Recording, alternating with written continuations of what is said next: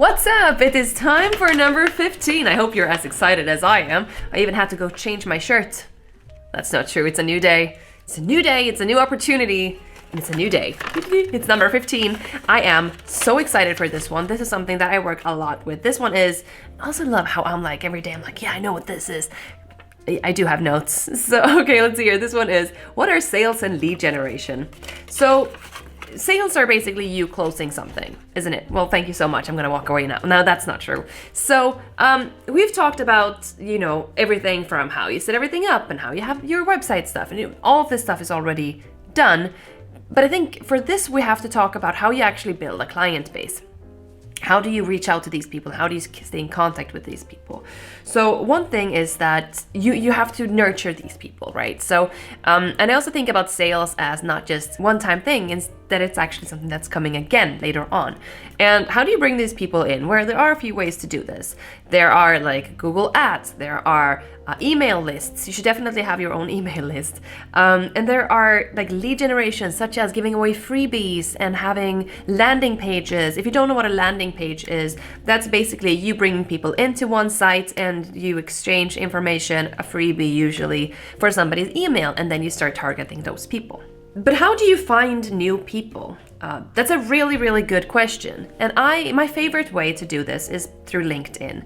We've talked about and mentioned LinkedIn before, but LinkedIn is an amazing place if you want to find, let's say, HR managers in your local area.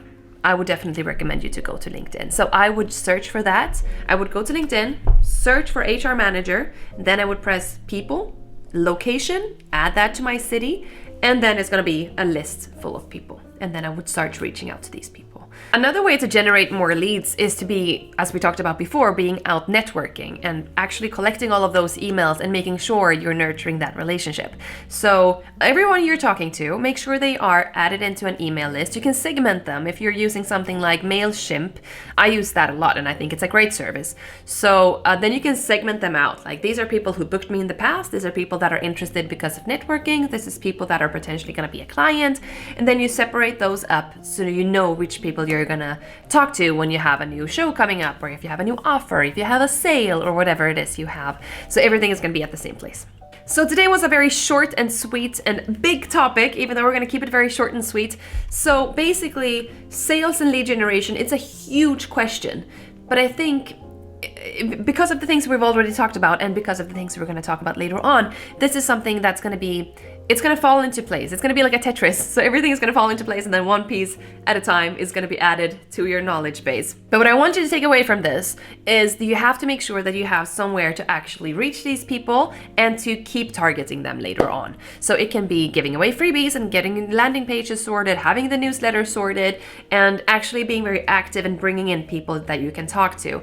Most of the time, well, all of the time, gigs are not just going to fall into your lap. And if they do, it's usually because you paid a lot of money on Google Ads.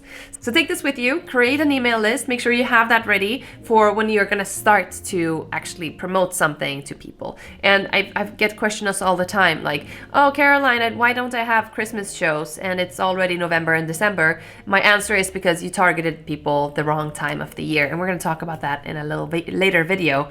But I think also you have to consider, when do people actually watch the things that you're sending to them, like a newsletter, cold emails, and all of that stuff. That's going to matter big time. But yeah, I hope you're excited for the next videos that are coming. And if you know somebody who's going to benefit from what we're talking about here, be a bro. This is free until it's not. What day is it? All of December, this is going to be free up here, and then I'm going to remove them from the platform. If you know somebody who is going to be beneficial, who is going to benefit from this, please share it their ways. It's totally free, and I'm doing this to make sure that we're helping other creators out there to level up their business. With that said, I'll see you tomorrow. Take care. Bye.